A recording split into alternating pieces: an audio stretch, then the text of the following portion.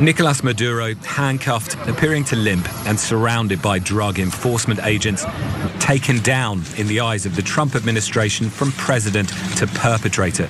Still, there was a New Year nod to the waiting camera. Good night. Happy New Year.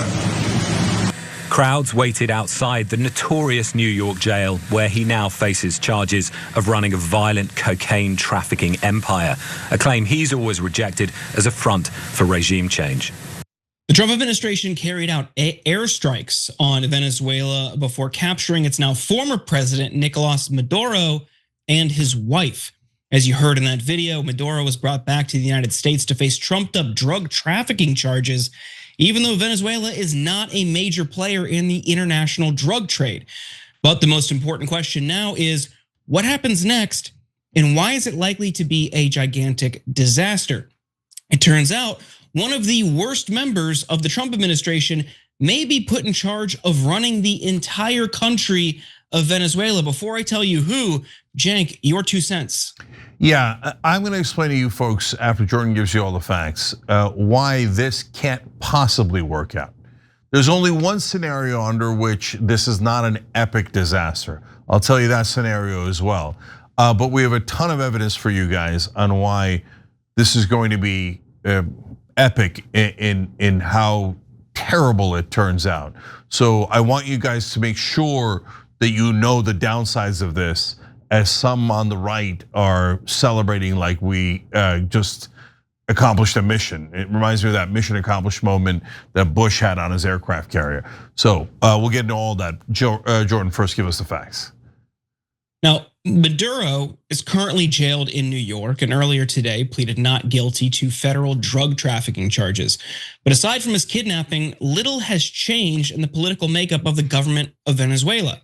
Its current acting leader, Maduro's vice president, Delcy Rodriguez, was sworn in shortly after Maduro was seized by the US. And you might be wondering, what about that Maria Machado woman who the US was supposed to install as a puppet leader? Well, Trump threw her under the bus. Mr. President, is the U.S. aware of the location of opposition leader Machado, and have you been in contact with her? No, we haven't really. No, we haven't. I think it would be very tough for her to be the leader. She doesn't have the support within, or the respect within the country. She's a very nice woman, but she doesn't have the respect to be the president. Now, Trump is right about one thing. Maria Machado is hated by people in Venezuela. An October 2025 poll from the pollster Hinterlaces showed that 91% of those consulted have an unfavorable opinion about the opposition leader, Maria Machado. The poll also placed Machado as the most unpopular, with a rejection rate significantly higher than the rest of the country's political leaders. But that's not actually why Trump shafted her. According to 2 sources who spoke to the Washington Post, the real reason is that he's bitter, she won the Nobel Peace Prize. Although Machado ultimately said she was dedicating the award to Trump, her acceptance of the prize was an ultimate sin, said one of the people. If she had turned it down and said, I can't accept this because it's Donald Trump's, she'd be the president of Venezuela today, this person said. Now, despite Maduro's vice president getting sworn in, Trump announced that the United States will now run the country, even though our government can't run itself. We're going to run the country until such time as we can do a safe, proper, and judicious transition. So we don't want to be involved with having somebody else get in, and we have the same situation that we had for the last long period of years. So we are going to run the country until such time as we can do a safe, proper, and judicious transition. And it has to be judicious, because that's what we're all about. Yeah, if there's one thing that Donald Trump is known for, it's a judicious and safe transfer of power. It's unclear ultimately what he means there. It seems that the Trump administration didn't plan for what would happen after Maduro was ousted. But according to the Washington Post, the White House is weighing giving Stephen Miller, Trump's deputy White House chief of staff and Homeland Security advisor, a more elevated role in overseeing post-Maduro operations in Venezuela, according to one person with knowledge of the conversations. Of course, Miller is best known as an anti-immigrant zealot who's led the mass deportation charge, but he's also took a central role in the effort to remove Maduro, according to the Post. How he or any US official will actually run the country of 30 million people hasn't been laid out yet. Rodriguez, the newly sworn in president, is remaining defiant. She called for Maduro's release and made it clear she opposes US intervention. Something that the Venezuelan people and this country have very clear is that we will never again be slaves, is that we will never again be a colony of any empire of whatever kind. Now, in response to Rodriguez, Trump reasserted that the United States is in charge of Venezuela and plans to coerce current leadership in Caracas, telling reporters aboard Air Force One that we're dealing with the people that just got sworn in. And don't ask me who's in charge, because I'll give you an answer and it'll be very controversial. What does that mean? A reporter asked. It means we're in charge, the president said. When asked what he needed from Rodriguez, Trump said, we need total access. We need access to the oil and to other things in the country that allow us to rebuild their country. We're not the only ones who are skeptical about Trump's plan for managing a post-Maduro Venezuela.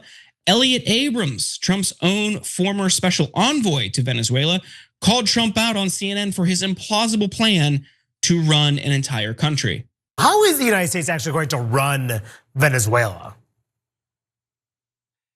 I doubt there's much planning been done for this, but partly because it was necessary to retain operational security. I don't think many people in the government knew this was going to happen. The United States cannot run Venezuela. It would be extremely difficult. It's a very big country. It's twice the size of California, 25 million people roughly. It's too complex for us to run. We haven't even scratched the surface of the oil side of things. We'll get to that in a moment, but Cenk, I want to bring you in here. 2026 just started, and like a lot of us, I've got some big personal goals. Here at TYT, we believe in changing the world for the better. But to do that, I'm gonna need the right team of people to make it happen. Let's be real, sometimes it can be hard to find the right people who are that good at what they do.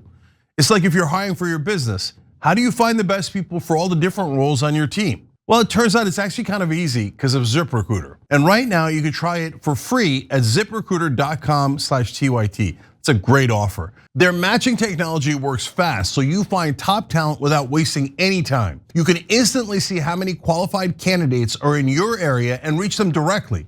That's why ZipRecruiter is the #1 rated hiring site. Let ZipRecruiter help you find the best people for all of your roles. 4 out of 5 employers who post on ZipRecruiter get a quality candidate within the first day.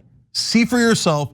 Just go to this exclusive web address right now to try ZipRecruiter. ZipRecruiter.com/TYT. Again, that's ZipRecruiter.com/TYT. ZipRecruiter, the smartest way to hire. What do you make of this news?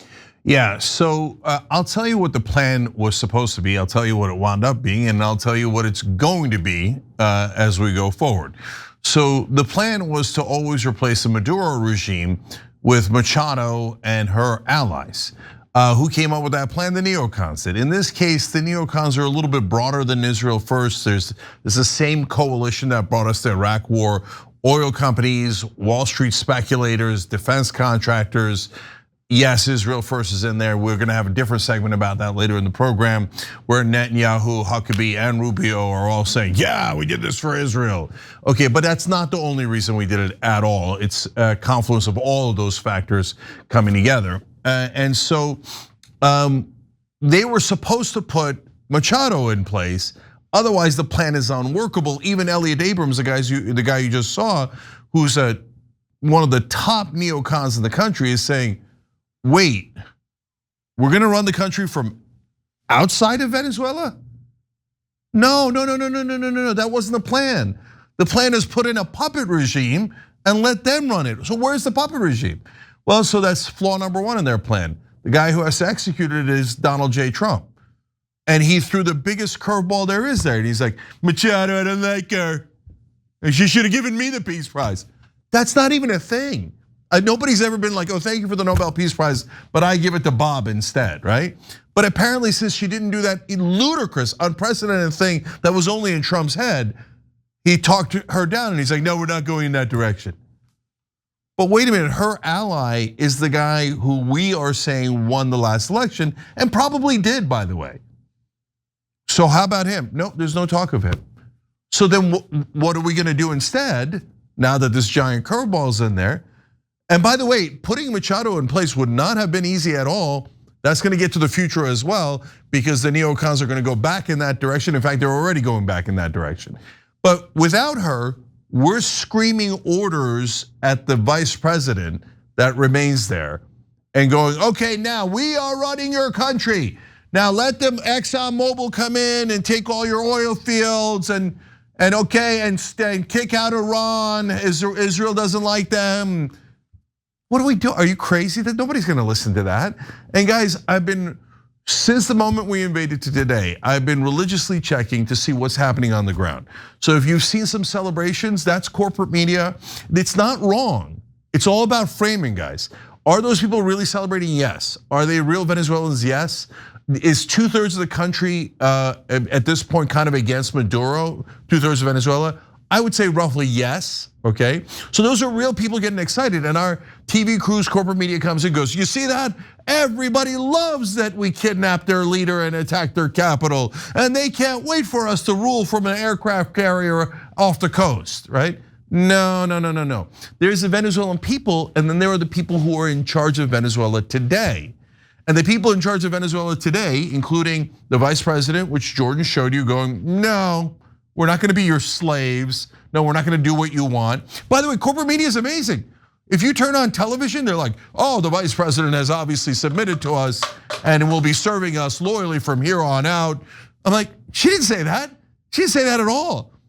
She said, oh, we're for global peace. They're like, that's it, that's surrender, we win. No, in all the other videos, she's like, Maduro is still our leader. We're definitely sticking with him. And even more importantly, the defense minister and the military are sticking with Maduro.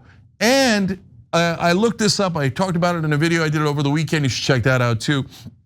There are local gangs and militias that are under Maduro's control, and they're now roaming the streets and patrolling the streets, and they're not going anywhere.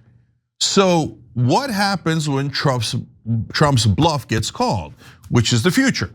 So the minute we shout out an order, okay, you are to do this or what, X, Y, or Z, and they don't do it, Trump has said we're gonna do a second wave, and the vice president is going to have a fate worse than Maduro, presumably death, right? He's gonna murder her, etc. But right now they seem unmoved by that. So then we're gonna have to do a second military attack, but this time the Venezuelans will know for sure we're coming and be very well prepared for whatever good that does them.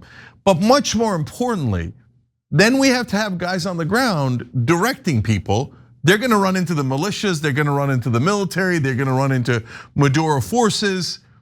And there we go, quagmire, bogged down in an insurgency. So either we're going to be totally ineffectual, they're not gonna listen to us, it's gonna be humiliating, and we're gonna have to tuck tail and turn around, or much, much worse, we're gonna get there on the ground and it's gonna turn into a massive insurgency.